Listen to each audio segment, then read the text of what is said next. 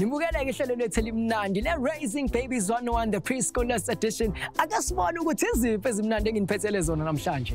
Okokuqala ke we find out what the best ways are to find the right preschool for our little ones. Then we find out if trust is something that preschoolers are too young to understand. Hayi ke mase siyoyivala ke phela lapho ku easy peasy lewe sesinibonisa khona ukuthi how to make a vase.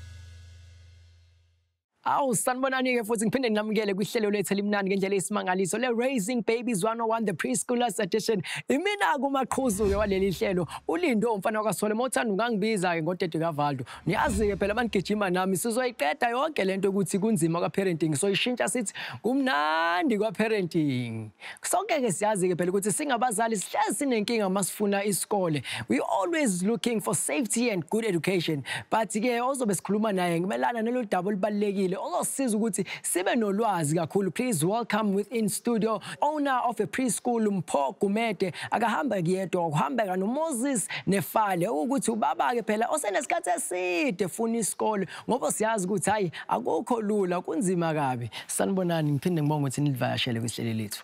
Yebo njani? Hayi ngiyaphila kakhulu. Ngisacela ungitshele Simpho yini ekugqugquzela ukuthi uqale nje ukuvula i-preschool? I think it's the need in the community. It started by Umama Wam in 1994 with the need of bringing quality education to the inner city of Johannesburg. She worked as an aftercare teacher, and through her passion for children and for education, because she saw how she benefited from good quality education, she wanted that to be the foundation and her contribution to society. So yeah, I think it's just to make sure that children start off well, you know, get a head start, have a solid foundation, which then sets them up for a much better future. Masebakhula. Yiphi nje into ngathi boyisaba nje mo ngokufuna izikole ngoba ngiyazi mina lethami ngizofunela umfana wami lona 6 isikole mhlambe ngihambe ezo5 izikole. But that's good. So mangihamba ngifike lesi mangingena kulezi ay ngiyabona ukuthi indlela the way basakhe ngakhona ay angithandi or ama toys abadlala ngaso or ipark wena iziphi izinto ngathi nje bozisaba. Into nengisaba kakhulu mina nengisaba lezi ama fly by night. Yabona nengisaba nalezi ezingana reputation kahle because on Facebook go social media, you hear all these negative things. Yeah, and you see sort of ama videos are quite traumatic whereby abantwana bangaphatheki kahle, baba abuser and all that. But in this case for me now, it was easy to find because the recommendation, face-to-face recommendation, I got about 5 recommendations. Guti nasi iskolo, itla preschool, which was recommended, and I liked it. And from there, I never looked back. I actually didn't search a lot. It was just less than 3. Sisimpho ngicela ungitshela ukuthi imaphi ama signs nje abonisayo phela ukuthi lesikolo lesi ngazathi izinto zakhona azihambi kahle ngeke ngikwazi ukuthemba ubuthisha noba ukuthi ngishiye ingane yami khona. I think into ebalulekile it's cleanliness, guys. You know, if the school is clean, it means that hygiene is of a high standard because you're dealing with abantwana abaningi and you've got to make sure that their health and safety is #1. You know, so that's the first step, cleanliness and obviously hygiene. And then also you need to trust your instinct as a parent. You went to school, you're like, I don't like this. Trust your instinct. You know, when you go and see the school. Don't just look at the school online, click pay, and, you know, send. You're sending your child, not a parcel. So visit the schools, have a communication, have a tour of the entire premises, you know, and then obviously, most importantly, see it for yourself. And then I think you'll feel better. I know I'll feel better. Mocabanga nje yini kwisikolo sakho? Yini ke isikolo sakho yenza ukuthi abazali bathi hayi ingane yethu sayifaka la kule preschool yakho? Hey, I don't want to brag, but I think I would say it's results. We produce results. A lot of, in fact, just last year, I went to, you know, one of the local primary schools, and so many children that had come from our preschool received top awards. Grade 1, grade 2, grade 3, because of the foundation that we gave them. It's solid. Do you know what I mean? And we've been doing it for 26 years. So we have a lot of children that have gone through our hands, and we thank God for that opportunity. And the results speak for themselves. When our children go to any school, they're not intimidated by the work that they see. They're independent, they're confident, and they've got that I can do sense about it. We give them responsibilities. Our children have duties every day. I'm not there as a teacher to serve them. I'm there to show them what is inside of them, that my goodness, you can do this. Yes, you can see. No, what's make a look at school in like the first month. I should say, did you mean a lesson to Yazas? Benzen's almost yesterday. It's end of the homework. It's okay, Yazens, Yazas, Nimbus, my questions, in Bon, good eye, like into I trial. Exactly. Don't tell put Moses when I on I should more hamby sing and Zakul, Escolin, or Funu, which is the food. Okay, mina kahle into engibhekile ngibheke i-foundation esolid. I-foundation uzofundisa umntwana ama-basic wonke unnecessary azomupha ama-tools ukuthi makaqala i-grade 1 at least ama-basics akanawo. Example, communication skills, social skills, emotional intelligence. Yabona, those for me are very, very important. Kusiza umntwana ukuthi akhona ukuzi-expressa, umntwana abe ne-confident, angasabi lotho. Iningi ngikufundile ngathemba ukuthi nasemakhaya bakhona ngikufundile. Kodwa ngikufunde kakhulu ukuthi kubalekile ukuthi ingane yakho moyifunela isikolo ungatatazeli. Uthathe nje isikhathi ubheke ukuthi ngabe kwisikolo sakhona si clean yini, abothisha ngabe ingane bazitreata ngerespect. Kubalekile ukuthi kahle kahle senze research. Ngiyabonga ukuthi nisivakashele namhlanje ngathemba ukuthi nabaningi bakhona into abayifundile. Thank you so much. No, siyabonga kakhulu nathi. In most preschools, your child will learn a wide range of cognitive, social, and language skills. It seems preschool follow a specific philosophy or model and have specific guidelines for addressing the admission processes. Awukuzibuza-ke phela umzali ukuthi la ufaka khona ingane yakho ngabe isikolo ukuthi bayitreata ngokuhlonipha yini nangokuthi phela leso sikolo siphephile yini. Are the school's values in line with your family values? Will this preschool environment set your child up for success? Most importantly, can you picture your child happy at the school? Kubalulekile-ke phela ukuthi ungumzali moyofunela ingane yakho isikolo kuba khona lento encane ekutshelayo ngaphakathi ukuthi hayi yabona lesi-ke yiso ingane yami izojabula-ke lapho. So kuyiso-ke leso sikhathi-ke manje-ke sithi tshwe with decoding A to Z, and today's C is for cognitive development. Cognitive development means how children think, explore, and figure things out. It is the development of knowledge, skills, problem solving, and dispositions which help children to think about and understand the world around them.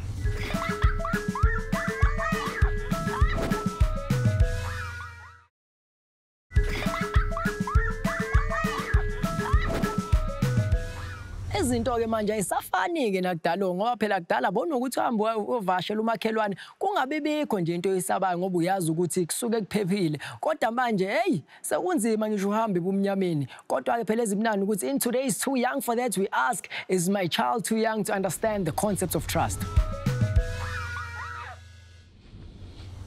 Ozobe siza-ke phela ngomniningwane elimayelana nalolu daba uyena-ke phela uyi-child psychologist Liz Bauer and a mom of precious little ones, Thabile Manala. Welcome and thank you. Thank you very much. Thank you for having us. It's a pleasure. Yeah. I'll start with you, Thabile. As a parent, how do you teach your child about trust? Trust, I think it is a trait that is best lived out, right? So I think of trust as a series of little actions and patterns that your child gets into that eventually develops their sense of predictability and reliability in something. So trust becomes the act of when they are saying things that they're not sure about, you become the reliable source of information as to whether or not whatever they have bounced off you is reality or is something to discard. Let me come to you, Lisa. How does a preschooler understand the word trust? For a preschooler, I think they still fall back on attachment. So attachment is what happens when someone consistently meets their needs. So for them, trust would be basically 4 concepts that they would rely on. It is, can someone competently provide in those needs? Is that person reliable? So can they again and again call on that person to do so? Does that person have integrity, meaning what they say is what they will do and that it's consistent? And then also, with regards to communication, is there open communication? Is it honest communication? So I think if you take those 4 concepts, that's what preschoolers will understand about the concept of trust. What age as parents should we start teaching our kids about who to trust and who not to trust? I don't think there's a specific age that you can put to that. It should be an ongoing conversation that starts from a very young age, I think, as soon as they can understand communication. What's your take on this, Thabile? I think that's very true because literally, I think just moving from, like, extenuating on her point is to say it's such an integrity-focused thing, and integrity is something that is built over time. I mean, I remember when I was a child, and, you know, when you get to really that inquisitive and curious stage, and you have a lot of adults coming into your life saying, talk to me, trust me, you can tell me this, but it never quite felt like that is something I could do, because it felt like the conversation was being had for the first time when I was maybe like 7 or 8, right? Whereas the people that I felt were consistently there was a pattern of reliance, there was integrity and competency. We didn't even need to have that conversation about, come to me, you can trust me. It was already there. True. Lisa, we hear so many awful cases that a child has been abused. How do we as parents try and avoid that from happening? That is unfortunately true, that children are often abused by people they know very well. It's often a family member, it's often someone their parents trust. So a way for parents to prevent this from happening again is communication from a very young age. And I would say they need to focus on 2 things: body awareness and sex education at home. Parents cannot rely and wait for schools to start this at a certain age. So simple things like parents should call a child's genitalia by its proper name, give it the proper terminology instead of giving it cute, funny names because parents are kind of ashamed or shy to speak openly and honestly. Have them discuss scenarios, say, is it okay for uncle whoever to ask you to see a private part or to touch a private part, so that it's not something they are confronted with the first time it happens. So discuss those scenarios and give them responses. Let them practice responses. What do I do should I be in such a situation? Who do I go to? Go tell an adult immediately that you trust. So just open communication from the get-go as early as possible. Because some children, they're very antisocial. As a parent, how do you communicate with your child just to make him or her understand that it's very important to speak with your parent if you have a problem? I think it's important to never push anybody onto your child or to push your child onto someone. If your child shows that they're shy and antisocial, there's no point in forcing them to go there. So a way to do that would be to socialize your child, again, from an early age, and to provide that example. So when I meet with people, I look them in the eye, I greet them in a friendly way, and I'm kind to everyone. And that's just the basic expectations. And from that, your child will learn by your example how to engage with people and how to build trust slowly. Thank you so much, Lisa. Thank you so much, Thabile. And I've learned quite a lot from this conversation. And I believe that even our viewers have learned quite a lot. Thank you for joining us. Imvamisa-ke ingane ezinokuhlukumeza abantu ezibaziyo futhi-ke ezibathembayo. Kubalulekile ukuthi singabazali sizama phela ukufundisa izingane ukuthi yini ukuthembeka nokuthi kwamele bathembe bani. Remember, one of the most important things we can do to empower our kids is teach them to trust their instincts.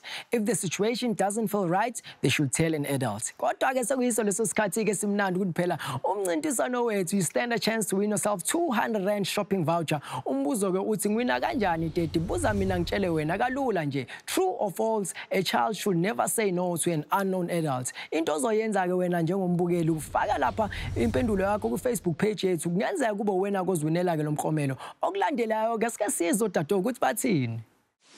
I trust my family because they protect me from things that are dangerous. I don't trust my friends.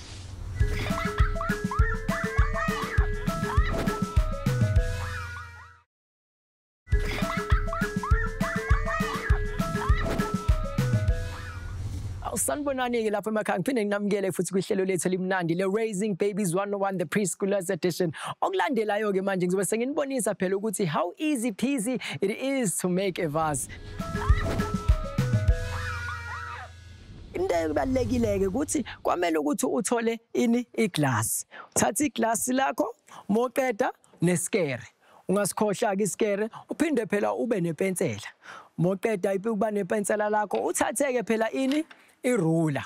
Bese ke sithatha ke phela iglue na ke. So ngoba phela iglue iyona ozoyenza ukuthi iphepha lethu linamathele kahle. Hayi maqeda ubeka ama flower ke sogcina ngawo ke ama flower ke laphana. Asike siqale ke la. Sithatha iglass, ilona ke phela sobe sikala ngalo ke ukuthi ungavele wenza into enkulu. Uthatha iglass lakho, wenze sure phela ukuthi kune space esincane ke esisalayo. Mawuqeda ke ufaka nje i-dot nyana la. Uphinde futhi ufake enye i-dot. La uzokhona ukukala kahle khona phela ukuthi izolingana. Balekile ukuthi phela into esiyenzayo ibe neat futhi iphinde ilingane. Mawuqeda ke wenzani ke uthatha iskere uyasika mawuqeda ukusika izobe seyikanjena ke mosuyisikile. Then wenzani ke uthatha iglue yakho. Hayi mina ngisasemncane ngangiyilahla njalo ngoba ngumfana omncane ohluphayo. Esikoleni bengiyilahla nje ngikhohlwa. Uthatha iglue yakho uyayifaka ngapha. Into ebalekile ukuthi uyifake phela kuma side omabili. Phinde futhi uyifake nangapha. Ufaka iglue yakho. Hayi ngiyakutshela le vase le. Ngiyakutshela ngiyazi ukuthi umfana wami uzobe sesho ukuthi awu teti ngicela ukwenzela ivase for iFathers Day. Yabazi. Maqeda senzani ke uyayinamathisela. Uyinamathisela nje kalula ungatatazeli. Uyinamathisela yenza ukuthi ikwazi ukubamba ama side omangaki omabili. Sayinamathisela. Namathele phinde futhi uyinamathisele futhi nangapha. Oqeda kuyinamathisela funa ukuthi phela wenze sure ukuthi ivazi yakho ihleli kahle inamathele kahle. Moqeda ke lana ke so ungathatha ke imbali zakho, uthatha imbali uyafaka la phakathi, uthathe enye imbali futhi ufake phakathi. Uyabona ke? Nazo ke niyabona ukuthi kulula kanjani ke ukwenza ivase. Yiko ngoba niyazi ukuthi phela mina nobaba kaValdo ngikwazi ukwenza yonke into. It's easy peasy to make a vase out of a glass. Nayi ke kodwa bengiyenzile futhi ke ngaphambilini. Nisale kahle. Ngiyathemba ukuthi khona nikufundile lapha emakhaya. Ke manje sekuyisikhathi sithi ukudlala phela and have some fun kodwa ngihambe ke ngedwa ngihamba phela no Sismimi esoke wewina ke phela iMetro FM Award futhi ke phela uNtswempu ngeze jazz. Sismimi unjani sisi? Ngiyaphila njani Butlindo? Ngiyaphila kakhulu. Ngisacela ungitshele nje kwenzakala nje empilweni yakho. Ngiyazi phela singama artists kuhlezi kukhona indaba ezimnandi. Sihlale sisebenza ngaso sonke isikhathi, you know, as ama-artist asikho isikhathi sokuphumula, ngaso sonke isikhathi unomculo osenhlizweni yakho ofuna ukushare nabalandeli.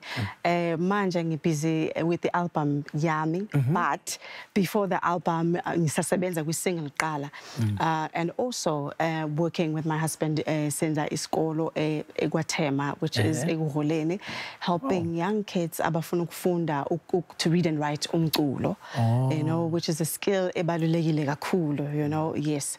Ukuba umzali kuchange kanjani nje empilweni yakho?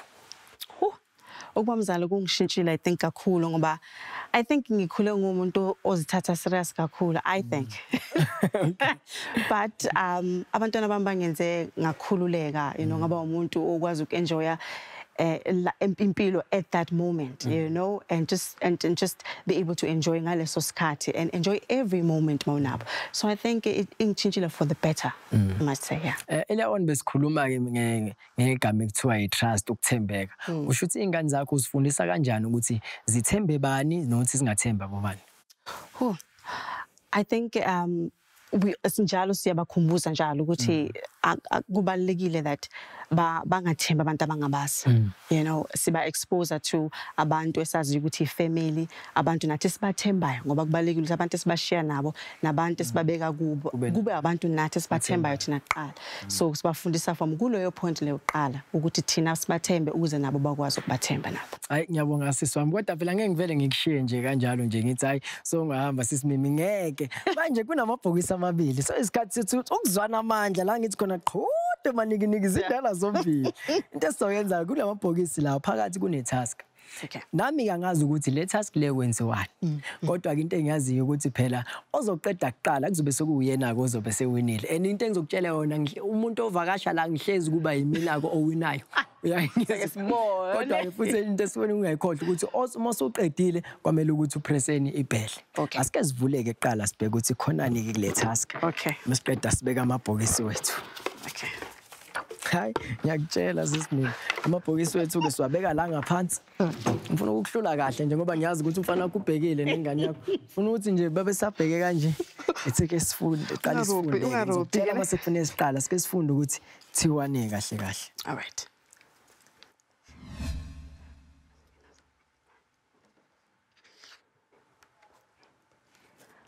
Okay, sesiyaqala ke manje asiye. Okay.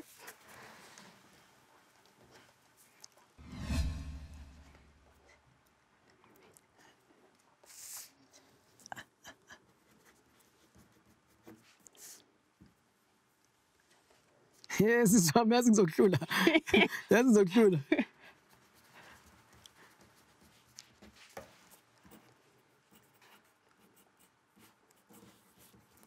Hey.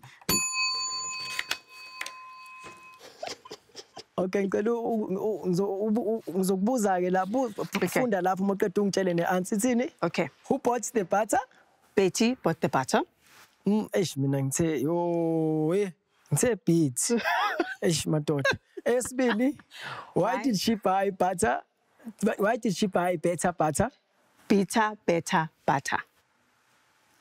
Madoda mina ngithe uBetty. Esibili ke bengisacabanga ke ithi how much butter did Betty buy? Betty bought a bit of butter. Shuthi ke ubani winile? Awu. Hayi kushuthi ke uyena kusisimimo winile ke kuhlelo lethu elimnandi. High five ye Bluetooth. Yes. Hayi nisibonele ke namhlanje angiyazi ingane yami izosho ukuthi Daddy namhlanje awinanga angipho happy ngawo kodwa kubalekile phela ukuthi leyo umdlalo wethu namhlanje siyathemba ukuthi nezingane zenu khona okuningi ezikufundile kodwa ke ngaphambi ukuthi ngihambe ngicela ukuthi ngiyabonga ke kwivakashi zethu ke namhlanje igama lami uLindo umfana kaSithole and thank you for watching Raising Babies 101 the Preschoolers edition. So esikhathi sami sokuthi ngihambe ngizonibona ngeviki elizayo.